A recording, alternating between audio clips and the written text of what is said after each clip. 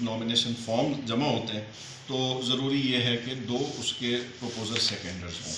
اس سلسلے میں یہ سمجھنا ضروری ہے کہ ووٹر کوئی بھی امیدوار جہاں سے وہ الیکشن لڑتا ہے وہ اس ولیج کونسل میں یا تحصیل کونسل میں رجسٹرڈ ووٹر ہو. ٹھیک ہے. اور اس کے ساتھ ساتھ جو اس کے پروپوزرز اور سیکنڈرز ہیں وہ بھی اس ولیج کونسل یا تحصیل کونسل کے رجسٹرڈ ووٹرز ہوں. تو یہ ایک لازمی کوالیفیکیشن ہے نامینیشن فارم کے لیے، نامینیشنز جمع کرانے کے لیے.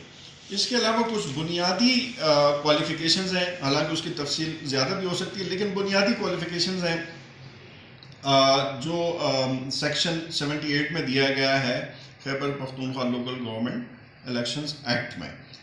اس کے لیے کوئی بھی امیدوار وہ اس کے لیے پاکستان کا شہری ہونا لازمی ہے، اس کی ایج عمر وہ 21 سال ہو، اور وہ جس طرح میں نے کہا وہ اس ولیج کونسل ہے یا تحصیل کونسل میں رجسٹرڈ ووٹر ہو.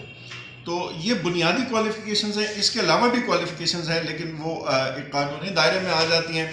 تو یہ بہت ضروری ہے کہ نامینیشن فارم جس میں عموماً بعد میں لوگوں کو شکایت بھی ظاہر ہے ایک پیدا ہو جاتی ہے کہ ان کے نامینیشن فارم ریجیکٹ ہو گئے ہیں یا بوجود جب اسکروٹنی کے دوران اس میں کوئی کمی بیشی پائی جاتی ہے تو لوگ اظہار کرتے ہیں کہ ان کو اس بارے میں علم نہیں تھا. تو یہ ضروری ہے کہ امیدواران خاص طور پہ جس وقت نامینیشن فارم جمع کرائیں تو وہ باقاعدہ اپنے ولیج کونسلز کی جو ایک حد بندی ہے اس کو دیکھ کے یہ اطمینان کریں کہ اس کے اوپر ولیج کونسل صحیح طریقے سے مینشن ہو نامینیشن فارم پہ.